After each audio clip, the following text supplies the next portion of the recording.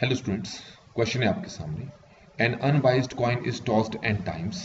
The probability of getting at least one tail is p and the probability of at least two tails is q and p minus q is equal to 5/32. ठीक है. तो हमें पहले part में find करना है what is the value of n. तो मैं आपको ये बताना चाहूंगा, इस क्वेश्चन को करने के लिए हम बर्नौली ट्रायल्स का इस्तेमाल करेंगे. और बर्नौली ट्रायल्स है probability when x is equal to r equal to n cr p n, यहां पर है पी आर और q है हमारे पास n माइनस आर. ठीक है. मैं आपको यहां पहले से लिख के दे देता हूं. जो p है प्रोबेबिलिटी ऑफ गेटिंग टेल है, जिसकी प्रोबेबिलिटी कितनी होती है 1/2. ठीक हो गया. q रिप्रेजेंट किसको करता है, प्रोबेबिलिटी ऑफ गेटिंग हेड, और उसकी प्रोबेबिलिटी भी कितनी होती है 1/2. ये तो हो गई एक बात. आर का मतलब ये है कि एन थ्रो में से कितने थ्रो पे आपको पी चाहिए. पी किसको रिप्रेजेंट करता है, टेल ना. इसका मतलब अगर आप एन बार थ्रो करते हो तो आर का मतलब है आपको कितनी बार, आर बार आपको टेल्स चाहिए. तो ये आपको समझ में आ गया होगा. अब पहले वाले स्टेप को अगर आप देखें तो उसमें लिखा है the probability of getting at least one tail is P. तो पहले ये जो लाइन दिख रखी है इसको यहां पर मैथमेटिकली कैसे रिप्रेजेंट करेंगे. लिखा है probability of getting at least one tail, तो उसको लिखेंगे probability x is greater than equal to 1. ये क्वेश्चन के अकॉर्डिंग p दे रखा है. अब इस पूरे को हम ऐसे लिख सकते हैं, जरा ध्यान से देखेंगे. 1 minus probability when x is equal to 0 equal to p. तो ये क्लियर हो गया. अब अगर मैं ये वाला इस पे अप्लाई करूं, कैसे, r की वैल्यू 0 पुट करूं और सॉल्व करूं, तो मुझे मिलेगा 1 माइनस, मुझे मिलेगा ये q की power n equal to p. तो ये समझ में आ गया होगा, पहली इक्वेशन हमारी बन गई है. ठीक हो गया. चलिए अब हम आते हैं दूसरी क्वेश्चन पे. वह यहां पर आप पुट भी कर सकते हैं, कोई दिक्कत नहीं. 1 माइनस 1/2 की power n equal to p. ये मिल गया हमारे पास. सेकेंड केस में हमसे क्या कहा है, the probability of at least two tails is q. अब इसको मैथमेटिकली कैसे रिप्रेजेंट करेंगे, तरीका यही रहेगा, पर लिखेंगे हम probability x is greater than equal to 2.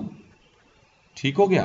तो इसका मतलब ही यही है कि जो आपको टेल है वो एटलीस्ट 2 टाइम्स चाहिए, मतलब एटलीस्ट 2 बार चाहिए, मतलब 2 या 2 से ज्यादा बार को ऐसे रिप्रेजेंट करेंगे.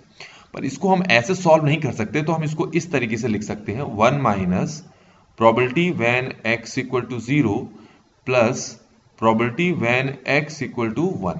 और दूसरी तरफ हमारे पास ये q है, ये p नहीं है. क्वेश्चन के अकॉर्डिंग देखेंगे स्मॉल q है, ये है ना, ये गलत लिख दिया मैंने. यहां पर ये स्मॉल q है और यहां पर ये स्मॉल p है. तो ये याद रखना, स्मॉल p है क्वेश्चन के अकॉर्डिंग.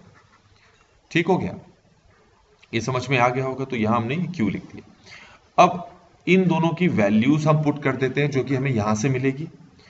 तो 1 माइनस इसकी वैल्यू अगर पुट करेंगे तो ये आएगा q की पावर है, और इसकी वैल्यू अगर मैं यहां पर पुट करता हूं और सॉल्व करता हूं तो मुझे मिलता है np q की power n minus 1 equal to q. ये समझ में आ गया होगा आपको.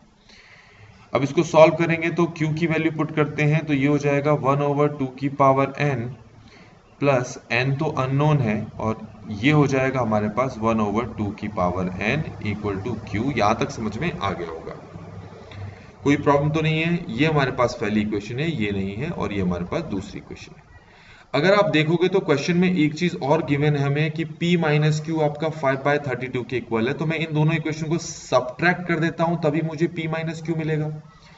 तो कैसे सेपरेट करूंगा, ये तो है 1 माइनस 1/2 की पावर n, और वो है हमारे पास, ब्रैकेट खोल के सॉल्व करोगे तो ये आ जाएगा 1 माइनस 1/2 की पावर n माइनस n/2 की power n equal to p minus Q.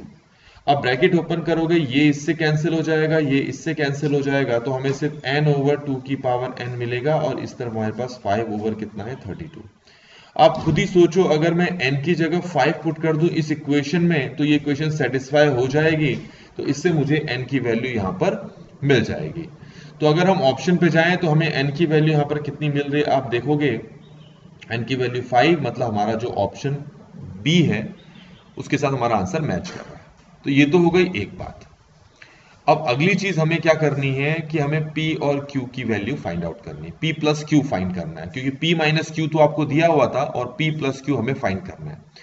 तो P प्लस Q फाइंड करने के लिए आपको सिर्फ क्या करना है, N की वैल्यू इन दोनों इक्वेशन में पुट कर लो और सॉल्व कर लो। मैं करके देखता हूं।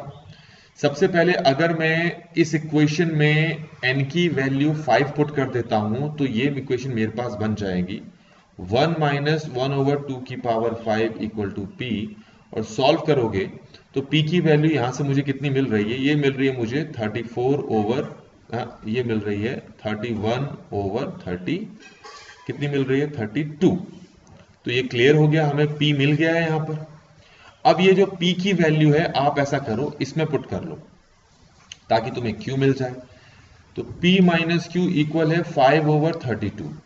तो P की वैल्यू अगर मैं यहां पुट कर दूं तो Q की वैल्यू मुझे कितनी मिल रही है जरा देखें, ये तो 31/32 है ना, तो ये हो जाएगा 31/32 माइनस 5/32, तो ये हो जाएगा 26/32। ये समझ में आ गया होगा आपको। तो इस तरीके से हमें P और Q दोनों की वैल्यूज मिल चुकी है। अब आप क्या करेंगे, P और Q दोनों को ऐड कर देते हैं। P और Q दोनों को ऐड करते हैं। P की वैल्यू है 31/32 और Q की वैल्यू हमने निकाली है 26/32। तो शायद ये हमारे पास आ रहा है 57/32। ऑप्शंस में अगर हम जाएं तो 57/32, 57 ए ऑप्शन जो है हमारे आंसर से मैच करता है। इस तरीके से बच्चों ये वाला जो क्वेश्चन है यहां पर कंप्लीट होता है।